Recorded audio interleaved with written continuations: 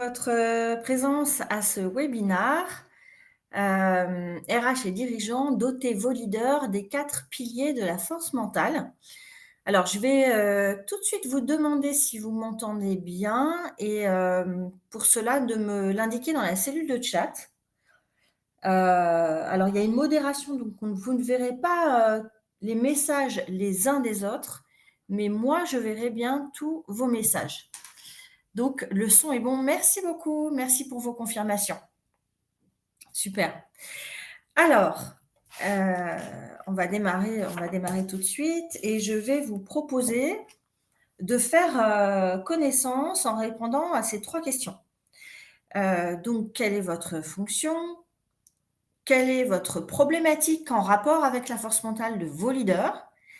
Et quels sont vos objectifs pour ce webinaire? Donc pendant que vous répondez à ces questions, je vous rappelle que ce webinaire, se terminera à 13h45, au plus tard, à 14h si toutefois il y avait, beaucoup de questions. Je vous précise également que tous les participants à ce webinaire sont naturellement les bienvenus. Maintenant parce qu'il est, d'abord destiné aux RH et aux dirigeants en responsabilité sur ce sujet, eh bien je vais, les inviter, donc je vous invite, RH et dirigeants qui souhaiteront échanger sur leurs problématiques spécifiques à planifier un rendez-vous téléphonique avec moi.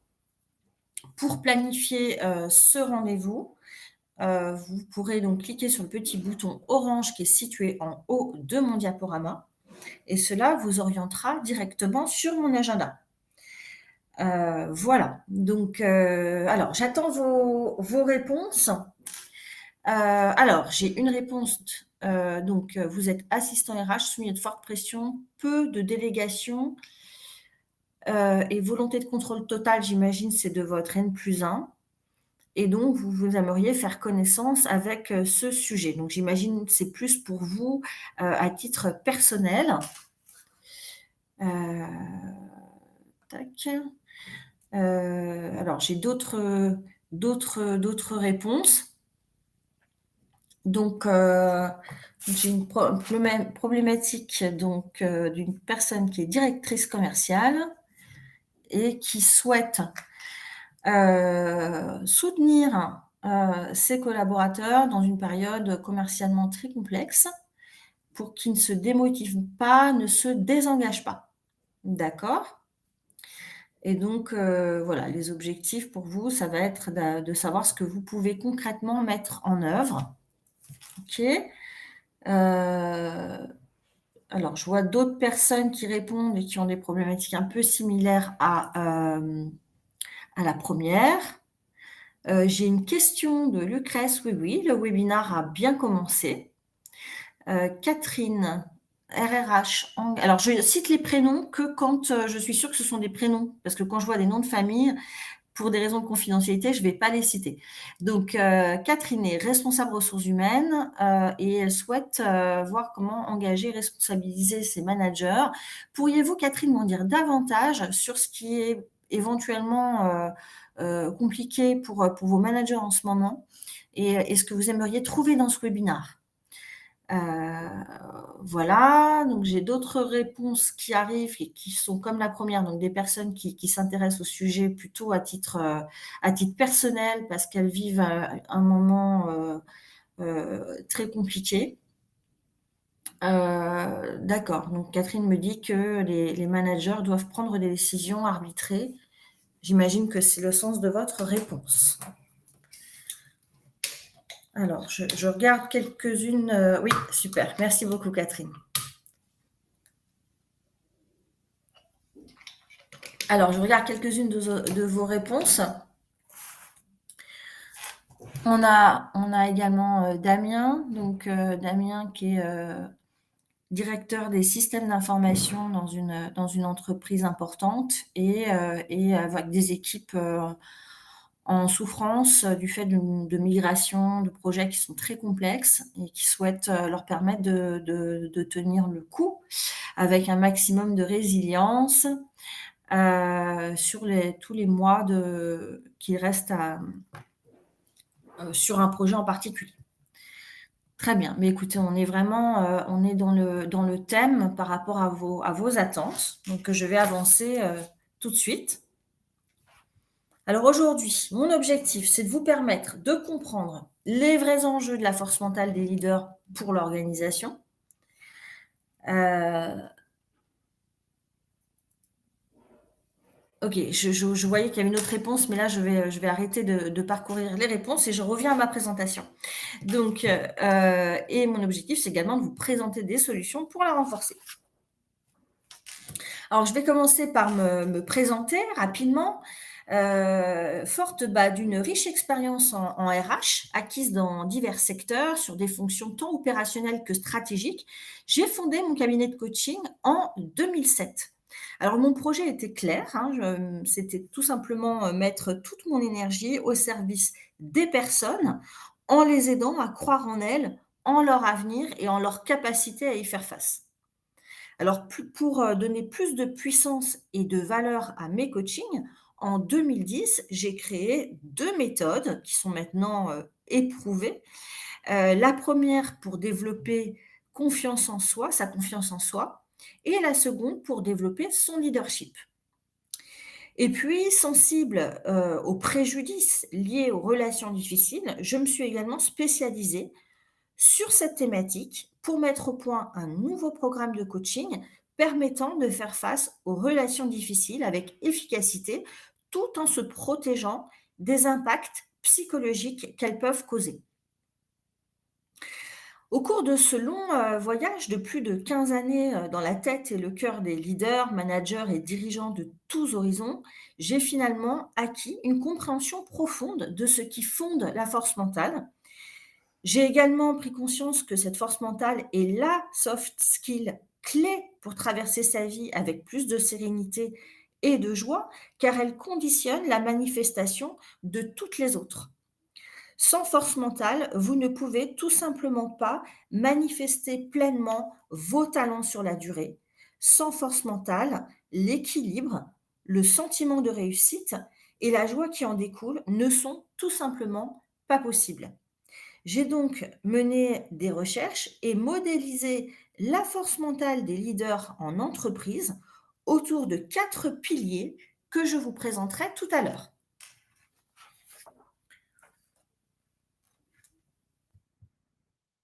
Alors, le programme du webinaire est le suivant. Premièrement, connaître les caractéristiques d'un leader mentalement fort, comprendre l'avantage stratégique d'une force mentale développée pour les leaders, et découvrir les 4 piliers de la force mentale des leaders en entreprise.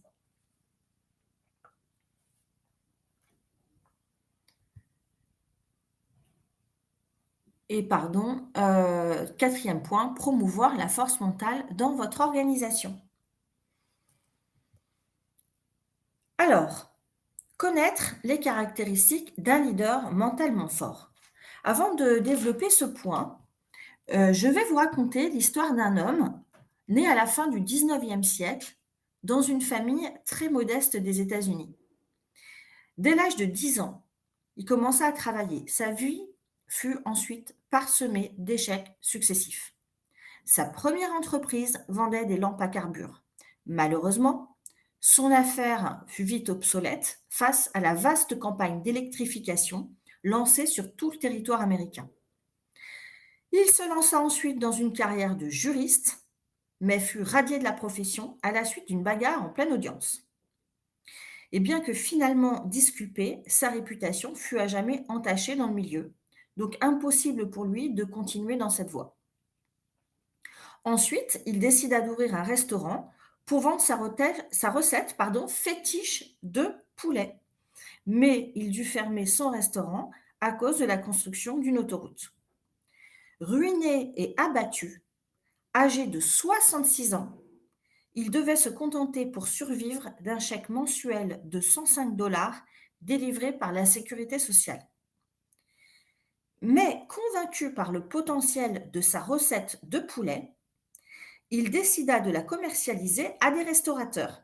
En contrepartie, il recevait une faible somme par poulet vendu. Il sillonna l'Amérique pendant 2 ans dans sa vieille voiture, dormant sur le siège arrière. Et il lui fallut démarcher plus de 1 000 restaurants avant de faire sa première vente. Il avait alors 68 ans. Et son acharnement finit par payer, puisqu'il se retrouva à la fin des années 50 à la tête d'un empire de 400 restaurants en franchise. Cet homme, c'est Harland David Sanders, le fondateur de KFC. Il devint ainsi un septuagénaire multimillionnaire. Aujourd'hui, plus de 25 000 restaurants KFC dans plus de 145 pays, avec 750 000 collaborateurs. Oui, il y a plus de 25 000 restaurants, avec 750 000 collaborateurs, ce qui fait de KFC l'une des plus grandes chaînes de restauration rapide au monde. J'avais envie de partager avec vous cette histoire que je trouve personnellement très inspirante. Alors, quelles sont les caractéristiques d'un leader mentalement fort? Les leaders dotés d'une grande force mentale ont confiance en eux et s'affirment avec assurance. Ils peuvent faire face aux relations difficiles avec diplomatie et habileté. Ils prennent du recul, restent lucides et rationnels, ne se laissent pas déstabiliser par les pressions extérieures.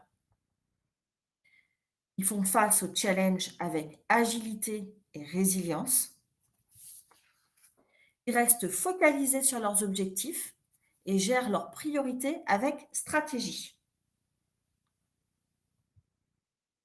Ils agissent avec détermination, persévérance et autodiscipline.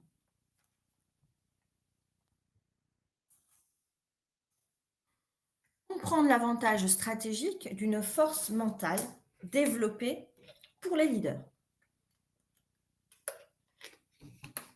Alors, je vais démarrer par quelques chiffres. 36% des salariés français interrogés ont déclaré avoir déjà fait un burn-out et 52% pensaient être en risque de burn-out selon une enquête menée par Opinionway en 2020 pour le cabinet Empreinte Humaine. 25% des cadres estimaient que leur santé mentale s'était dégradée sur les 2 dernières années, selon une étude de l'APEC en septembre 2022.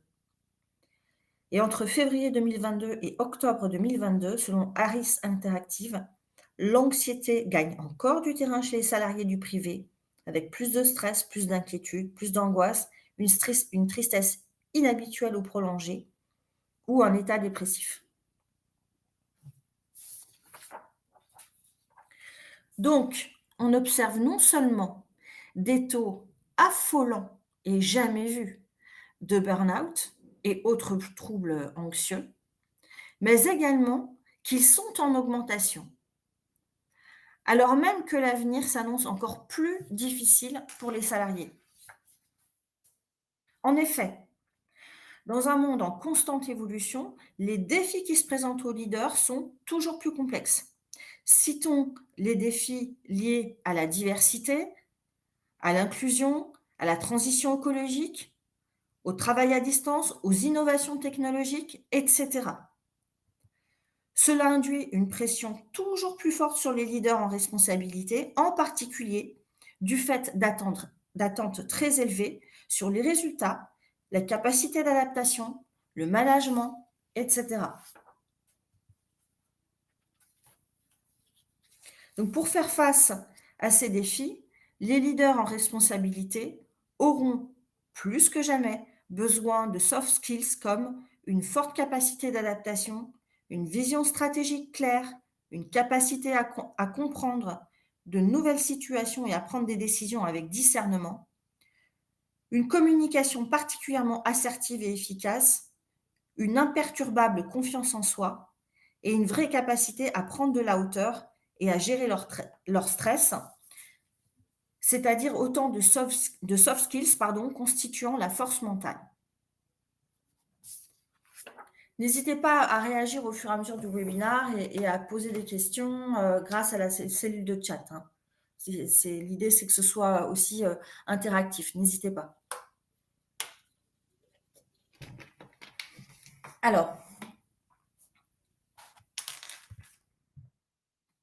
la réussite des leaders de demain sera conditionnée par leur force mentale. Et la force mentale s'impose comme la pierre angulaire du leadership d'aujourd'hui et de demain, hein. C'est vraiment la soft skill, clé de voûte, prérequis à la manifestation de leur talent.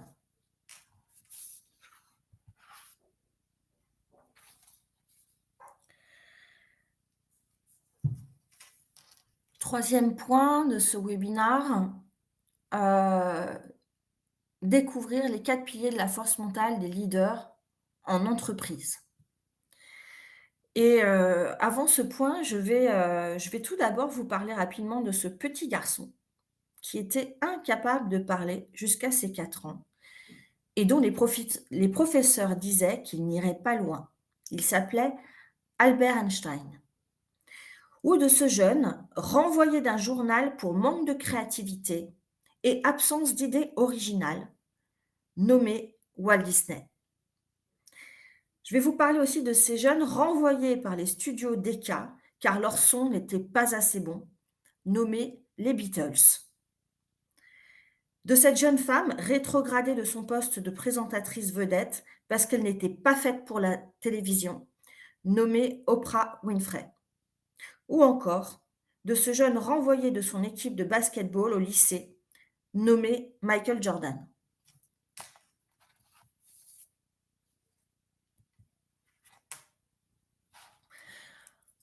Voici les 4 piliers de la force mentale des leaders. Donc comme je vous le disais tout à l'heure, c'est un travail personnel que j'ai réalisé de recherche, ces dernières années et qui me permet de vous proposer cette modélisation. Donc je vais maintenant vous définir, ce que je mets derrière, ces 4 piliers. Alors agilité et résilience. L'agilité du leader, c'est sa capacité à s'adapter rapidement et efficacement aux changements. Donc elle implique une réactivité face aux défis et aux prises de décision, une capacité d'apprentissage continu. La résilience du leader se réfère à sa capacité à faire face à l'adversité, à se remettre rapidement des échecs. Elle implique une excellente gestion de son stress pour le maintien de son équilibre émotionnel. Derrière stabilité hauteur, pardon, qu'est-ce que je mets? La stabilité du leader fait référence à sa capacité à rester constant et fiable face aux défis. Elle comprend le maintien d'un comportement cohérent et le fait de ne pas se laisser submerger par les émotions dans les moments de crise et de fournir un soutien constant à son équipe. Un leader stable inspire confiance et sécurité et contribue à la cohésion et à la résilience de l'équipe. La prise de hauteur du leader renvoie à sa capacité à prendre du recul et à observer la situation dans son ensemble pour une meilleure compréhension. Ça lui permet de voir au-delà des contraintes immédiates, d'appréhender les tendances plus largement et de prendre des décisions stratégiques éclairées. Alors, qu'est-ce que je mets derrière la focalisation? La focalisation du leader et sa capacité à rester concentré sur les objectifs et les tâches clés malgré les distractions et les défis potentiels. Elle implique de savoir prioriser les actions, d'allouer ses ressources aux tâches les plus importantes, compte tenu de sa vision claire, justement. C'est une compétence essentielle pour la gestion efficace du temps et des ressources dans un environnement complexe et en constante évolution. Enfin, confiance en soi et alors Christophe n'a pas de son, j'espère que, c'est le cas que de Christophe. Peut-être, d'autres personnes peuvent me confirmer que tout se passe bien pour elle. Oui, OK, merci beaucoup pour vos retours. Donc confiance en soi et assertivité. La confiance en soi du leader et sa conviction profonde en ses propres capacités et compétences pour guider son équipe ou son organisation vers le succès. Elle implique la capacité à prendre des décisions déterminantes, à assumer des risques calculés et à faire face aux défis avec assurance et efficacité. L'assertivité du leader et sa capacité à s'exprimer de manière claire, directe et respectueuse. Elle permet de gérer les conflits et les personnalités difficiles de manière constructive. Merci pour vos feedbacks sur le son, hein. Donc, malheureusement, c'est plutôt le souci, d'une personne. Alors n'hésitez pas, hein, je vous invite, hein, à réagir si vous le souhaitez, hein, c'est bien volontiers que je répondrai à vos questionnements et que je pourrai échanger avec vous selon vos réactions. On va voir maintenant comment promouvoir la force mentale dans votre organisation. Alors déjà, je vais préciser, les objectifs pédagogiques qui peuvent être, définis. Alors ce n'est évidemment pas exhaustif, c'est pour vous donner une vision plus opérationnelle des objectifs pédagogiques qu'on peut poursuivre en travaillant sur la force mentale. Donc agilité, résilience, acquérir, OK, par contre, je ne vois pas les autres commentaires dans le chat. C'est tout à fait normal, Lucrèce, parce qu'il y a un modérateur. Quand il y a beaucoup de monde, on met une modération pour que des commentaires, inappropriés ou intempestifs ne vous perturbent pas dans votre écoute. Donc acquérir l'état d'esprit des personnes qui réussissent et vont de l'avant, faire face aux défis en gardant un état d'esprit ouvert et constructif, apprendre à cultiver lâcher prise et sérénité. Hein, ce sont des exemples d'objectifs pédagogiques, mais on peut les affiner, les compléter. Stabilité et hauteur, donc savoir prendre du recul et s'immuniser contre les pressions extérieures en situation difficile, préserver son discernement et son jugement, garder son calme et son self-control. Focalisation, clarifier sa vision et ses objectifs, gérer ses priorités avec stratégie, maîtriser l'art de l'autodiscipline. Et enfin, confiance en soi et assertivité, développer sa conscience de soi, son estime de soi et sa confiance en soi, savoir s'affirmer, faire face aux relations difficiles avec assertivité, diplomatie et habileté.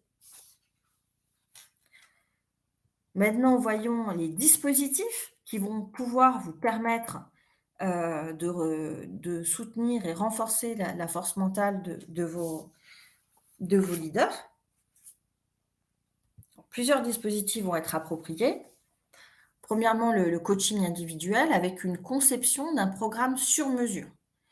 Donc, le coaching individuel avec la conception d'un programme sur mesure, ses avantages seront que c'est une intervention 100% adaptée à la personne, à ses objectifs de progrès, à son environnement. Ça permet une mise en œuvre qui est très flexible parce qu'elle va être personnalisée et donc 100% compatible avec ses contraintes de disponibilité. C'est effectivement aussi une prestation qui peut se mener en toute confidentialité. Alors généralement, on part sur 6 à 12 séances d'1 heure à 1 heure 30, réparties tous les 15 jours. Ces séances sont réalisées en présentiel à mon cabinet, donc qui est sur Vincennes, hein. C'est juste pour les franciliens, pour vous resituer, c'est juste, au pied du métro Béraud sur la ligne 1 ou quelques minutes à pied du RER A, Vincennes. Donc c'est à une seule station de RER de Paris, hein, donc c'est pour vous dire que c'est extrêmement proche de Paris, mais on peut tout à fait réaliser des séances en visio. Hem, Y a-t-il des profils de leaders plus facilement dotés de force mentale? Je vous dirais que, il y a, plutôt des types de personnalités qui sont, mentalement plus résilients que d'autres, et ça effectivement, ça les prédispose naturellement à pouvoir occuper des fonctions, plus challengeantes. Hein, tout à fait. Alors voilà pour le coaching individuel, hein, donc une prestation, qui permet vraiment de travailler sur cet axe qui est vraiment un axe de développement personnel et relationnel, hein, vous l'aurez compris. Les ateliers. Alors, les ateliers, c'est va être particulièrement, intéressant pour le renforcement, de la cohésion d'équipe et de la coopération au bénéfice d'une résilience collective. Les ateliers permettent en effet une interaction directe entre les participants, donc ils vont favoriser le travail en équipe et la collaboration, ce qui est vraiment essentiel dans un contexte, de direction, par exemple. Hein, donc pour une appropriation, immédiate des notions par la pratique, en effet, les ateliers sont généralement plus axés sur la pratique que les formations traditionnelles.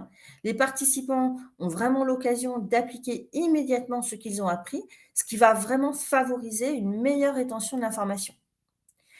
Et pour une action adaptée aux besoins spécifiques de l'équipe, donc effectivement, l'atelier permet un apprentissage, rapide, et ils peuvent être, facilement adaptés aux besoins spécifiques du groupe.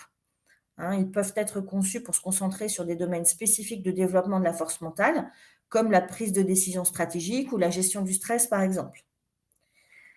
Et puis, pour une mise en œuvre facilitée par des ateliers de courte durée. Donc effectivement, hein, quand on a des ateliers qui sont relativement brefs, comme 2 à 3 heures, c'est plus facile à caser dans des agendas, chargés que si on doit caser, 2 journées de formation.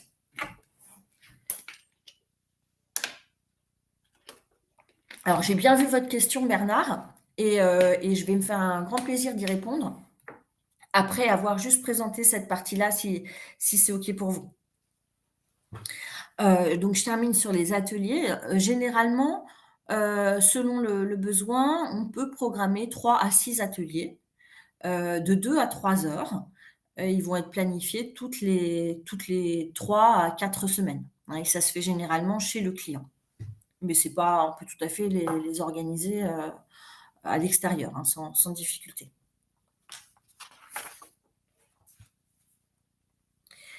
Alors, le programme de coaching exécutive force mentale. Donc ça, c'est un programme que j'ai conçu spécifiquement pour transmettre les notions clés de chacun des 4 piliers de la force mentale. Alors, je vois Emmanuel qui dit: «Non merci», mais je ne sais pas à quoi. Donc peut-être pouvez-vous préciser? Alors ce programme de coaching, si vous voulez, il est un peu particulier parce que, il est «pré-formaté» entre guillemets. C'est-à-dire que vous avez 12 séances d'1 h 30 qui sont planifiées tous les 15 jours. C'est un programme qui s'anime, en individuel, hein, c'est du coaching individuel. Ça peut se réaliser en présentiel ou en distanciel, mais dans chacune des séances, vous aurez, une notion clé qui sera, transmise, hein, donc je vais transmettre moi personnellement, cette notion, et je transmets également à la personne des exercices pratiques qui lui permettront de se l'approprier, et donc il y a une partie de la séance comme ça qui est guidée et une autre partie de la séance où on va travailler vraiment sur les problématiques spécifiques de la personne, donc les problématiques qu'elle rencontre dans son quotidien au travail. Donc l'avantage, c'est que ça permet vraiment, un accompagnement, qui est très riche en notions, heu, ça va permettre à la personne de s'auto-coacher, d'apprendre à s'auto-coacher, pour la suite de sa carrière au niveau de la force mentale, mais également de traverser une période, qui aura été un peu complexe, de ce point de vue. Hem La mise en œuvre sera très très souple, très rapide parce que, l'idée c'est pas de mettre en place, pardon, une phase préliminaire avec, toutes les réunions, avec les divers interlocuteurs et ainsi que la tripartite. L'idée, c'est quelque chose qui peut se mettre en place extrêmement rapidement. C'est-à-dire qu'à partir du moment où vous avez quelqu'un, un collaborateur, vous souhaitez qu'il bénéficie de cet accompagnement-là, moi je peux le recevoir, pour un premier contact dans la semaine ou la semaine suivante pour une mise en place sous 15 jours, vous voyez? Donc l'idée c'est aussi de quelque chose qui soit facile à mettre en œuvre. Hem, donc voilà pour cette prestation, là. Et la formation, donc je propose également un programme de formation. Donc il s'agit d'une formation, hem, donc qui est conçue également spécifiquement pour transmettre les notions clés, de chacun des 4 piliers de la force mentale que j'ai développés tout à l'heure, pour le renforcement de la cohésion d'équipe et de la coopération au bénéfice d'une résilience collective. Ça, c'est intéressant aussi, hein, quand on forme une équipe, on va aussi, travailler sur la résilience collective. Et pour un partage d'expériences à forte valeur ajoutée parce qu'effectivement, hein, les expériences partagées sont celles que les participants, traversent à ce moment-là et donc ça peut aussi favoriser le développement, de l'empathie, entre les membres de l'équipe et donc de la solidarité. Alors la formation, donc dure 14 heures réparties sur 5 modules de 2 heures, de 3 heures et 2 heures, pardon, ou sur 2 jours. Donc, c'est souple, hein, selon les préférences, des clients. Et le dernier dispositif dont je vous parlerai, c'est, le coaching d'équipe. Le coaching d'équipe exécutive force mentale, a pour intérêt, hein, de renforcer, la solidarité, la cohésion d'équipe et la coopération au bénéfice d'une résilience collective, parce que là, vraiment, on est focalisé sur l'équipe et pas sur beaucoup moins sur les individus. Donc là, c'est beaucoup moins, l'idée de faire un travail de développement personnel. C'est plutôt, collectivement, comment on fonctionne, pour, former une équipe, résiliente, combative, constructive, qui s'adapte, voilà. Hein, donc là, on est vraiment sur le travail, heu, des modes de fonctionnement de l'équipe pour faire face aux situations qu'elle rencontre et à ses défis. Et c'est en 100 sur mesure. Voilà, c'est 100 sur mesure par rapport à l'équipe, ses activités, ses défis, ses challenges, ses enjeux et cetera. Le plus souvent, on part sur 6 à 12 sessions de coaching d'équipe, de 2 à 3 heures et qui sont généralement réparties tous les mois. Donc voilà pour les dispositifs, hein, qu'on peut mettre en œuvre, et qui sont complémentaires les uns des autres au service, de la force mentale, de l'organisation tout entière, hein, vous l'aurez compris. Et je partage maintenant un exemple. Je vais partager avec vous un exemple de ce que serait, un plan de développement de la force mentale.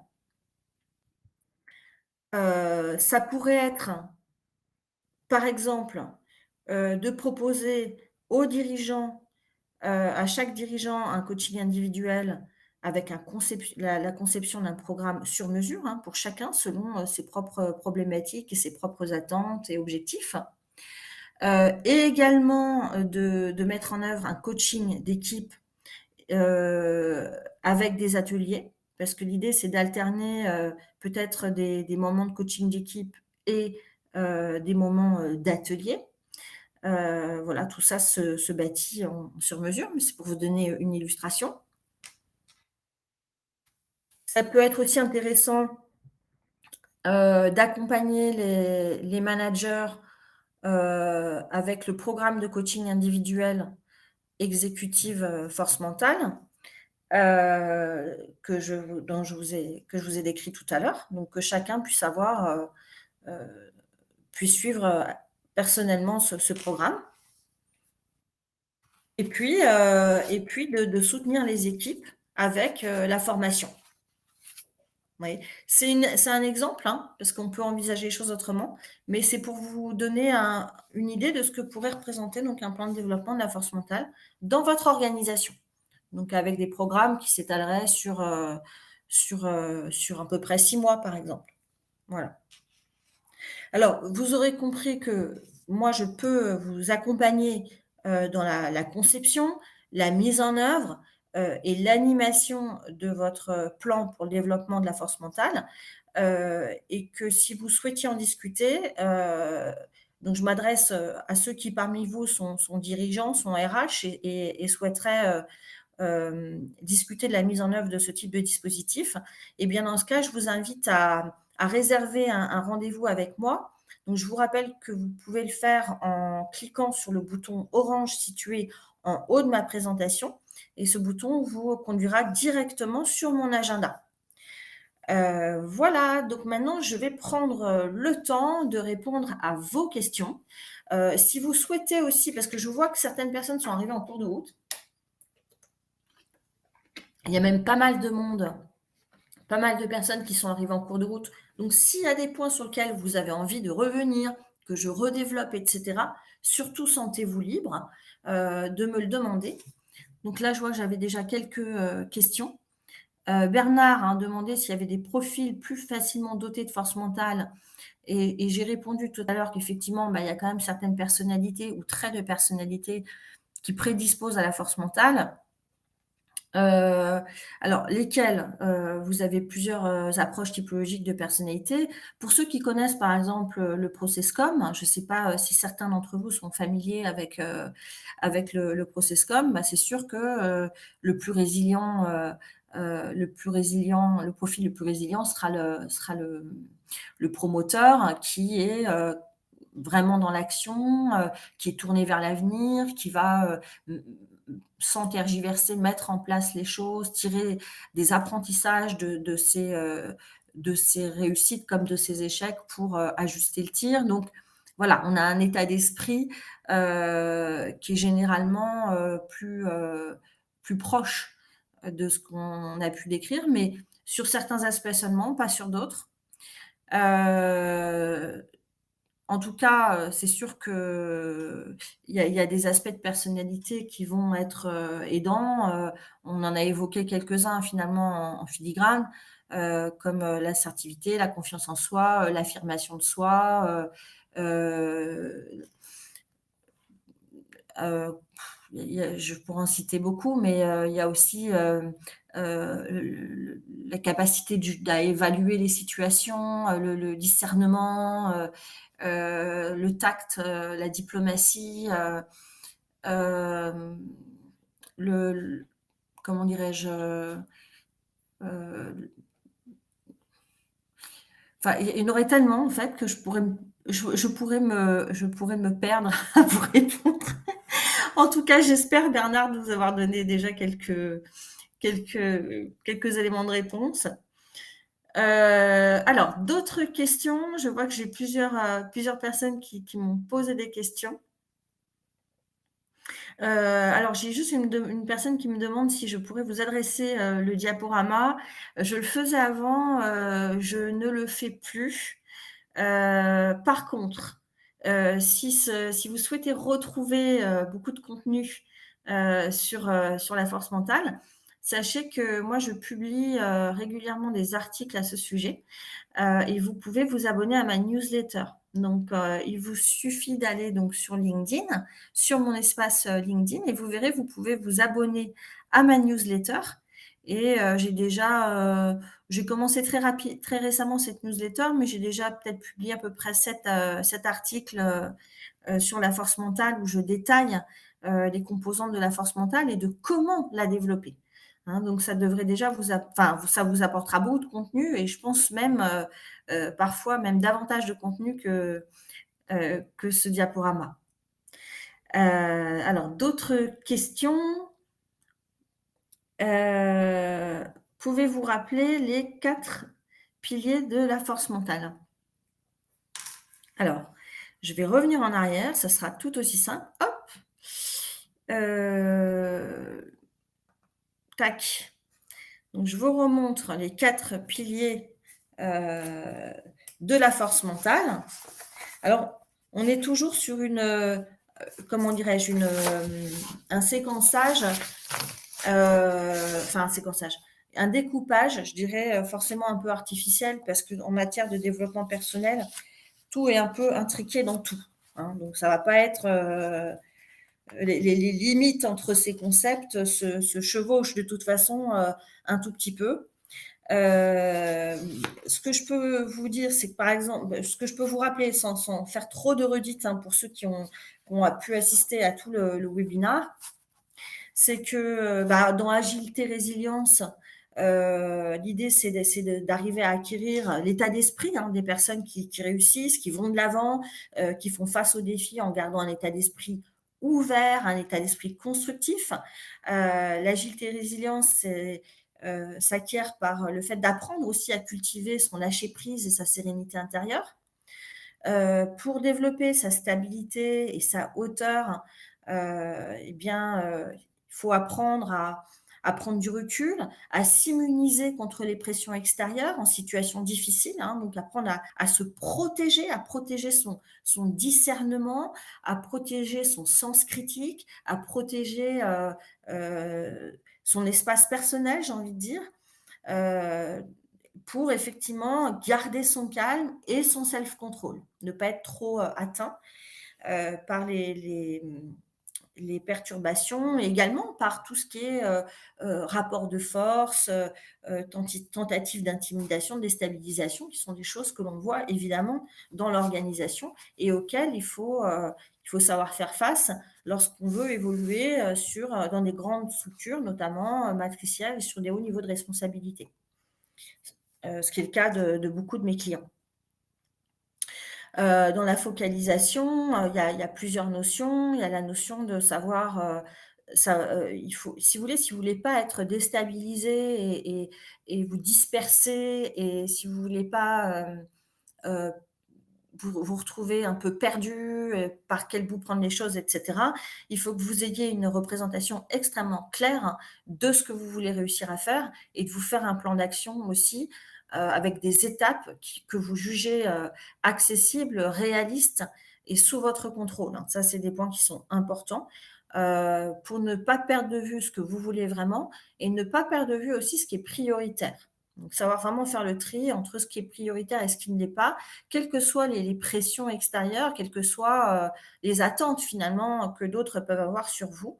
Et puis, pour rester focalisé, il faut savoir aussi maîtriser l'art de l'autodiscipline, c'est-à-dire comment je fais en sorte de, rester concentrée, comment je cultive la pleine conscience, comment j'arrive à neutraliser, les distracteurs, quelle autorisation je me donne aussi à le faire. Vous voyez, c'est toutes ces champs de réflexion qu'on a dans la focalisation. À bientôt Rodolphe. Et puis, sur la confiance en soi et l'assertivité, bah, là, en général, ce sont des notions qui parlent à tout le monde, hein, la confiance en soi, l'estime de soi, et on imagine bien à quel point c'est clé pour ne pas s'abîmer dans une vie, professionnelle, truffée de défis, de challenges, de ruptures, de changements, de personnalités complexes. C'est un vrai parcours, hein, complexe et pour préserver, son mental, avoir un mental fort, il faut aussi effectivement, renforcer et protéger, son estime de soi, sa confiance en soi, hein. Il ne s'agit pas de savoir la développer, ça c'est quelque chose qu'on peut tout à fait faire, mais il faut aussi apprendre à la protéger dans le temps. Parce que la confiance en soi, même si vous avez développé une très bonne confiance en vous, ça reste vulnérable en réalité. C'est comme votre santé, si vous avez fait tout pour avoir un corps en bonne santé, heu relativement, mince, relativement musclé, relativement en bonne santé, super. Mais si après vous vous mettez à manger des chips, à boire de la bière et à faire zéro sport et à regarder la télé toute la journée, votre santé va de toute façon se dégrader. C'est pas un acquis, définitif et la confiance en soi, c'est pareil. C'est aussi quelque chose qui doit être entretenu et l'idée pour avoir une bonne force mentale, c'est aussi d'apprendre à entretenir cette confiance en soi, donc à s'auto-coacher pour ça. Voilà. Et pourquoi j'ai également, mis, l'assertivité? Parce que, vous voyez dans le parmi les spécialistes de la force mentale que vous trouverez, en France et puis même de par le monde, vous aurez surtout des préparateurs, donc des gens qui font de la préparation mentale, dans le domaine du sport et effectivement, le c'est la préparation mentale dans le domaine du sport, nous apporte beaucoup de clés, très pertinentes et très intéressantes que l'on peut s'approprier dans le monde professionnel. Maintenant, le monde de l'entreprise, est un monde, très différent, avec, son sens politique, avec, ses codes, avec, ses rapports de pouvoir. C'est toute cette complexité, c'est un environnement dans lequel il faut savoir évoluer, en se protégeant et avec discernement et ça, ce ne sont pas des notions, qui nous seront apportées par le domaine du sport et c'est pour ça que j'ai notamment, souhaité introduire dans ma modélisation, des notions d'assertivité, puis des notions, un peu plus que de l'assertivité. C'est de savoir comment, par exemple, déjouer des manipulations, des tentatives d'intimidation. Parce que si vous savez le faire, c'est quand même un vrai bouclier aussi pour protéger, votre confiance en vous et votre équilibre émotionnel. Voilà, je vous explique un peu, je vous en dis un peu plus, hein, sur ces 4 piliers. Donc je vois qu'il y a pas d'autres questions. Si vous avez une ou 2 autres questions, avec grand plaisir, j'y réponds. Mais si vous n'avez pas d'autres questions, vous voyez, on est déjà à 13h46 à la fin du webinaire. Donc, je vais rappeler une dernière fois que si parmi vous, certains d'entre vous donc sont, RH ou dirigeants et si vous avez un projet, une envie de renforcer la force mentale de vos collaborateurs, quel que soit leur niveau hiérarchique, hein, puisque effectivement je parle beaucoup des leaders, mais vous avez vu que dans les dispositifs qu'on peut envisager, ils peuvent muscler, je dirais tous les niveaux, de l'organisation pour une résilience collective, très, très forte. Donc si vous souhaitez qu'on en discute, ça sera évidemment avec grand plaisir et pour ça, je vous inviterai donc à cliquer sur le petit bouton orange, prendre rendez-vous. Alors vous retrouverez ce bouton, sur la page d'accueil de mon site internet, donc qui est, www.élysée voilà, hop, mon site internet, là vous avez l'adresse www.élysée-coaching.fr. Donc si vous allez sur mon site, sur la page d'accueil, eh bien vous retrouverez, le bouton qui vous permet cette prise de rendez-vous. Voilà, voilà, donc je réponds à deux-trois questions. Je ne proposerai pas de replay pour ce webinaire, donc j'en ferai d'autres par contre. Le prochain sera au mois de septembre. Alors j'ai une Laure qui me tutoie, donc que je dois connaître, mais je ne sais pas quelle est la Laure qui me répond. J'en connais bien une, donc je vais penser à elle. Je vous souhaite à tous, une très agréable ah d'accord, je t'avais bien identifié Laure. Je vous souhaite à tous, une très agréable et ensoleillée, fin de semaine et ne perdez jamais espoir. Il y a toujours des choses qu'on peut faire pour recouvrer de la confiance, de l'espoir, de la sérénité et de la joie. Hein, donc ça, s'il y avait un seul truc que j'aurais eu envie de vous transmettre aujourd'hui, c'est ça. Merci encore à tous pour votre présence jusqu'au bout du webinaire. Je vois que j'ai gardé tous mes participants, je suis très fière de moi et excellente fin de semaine. Au revoir.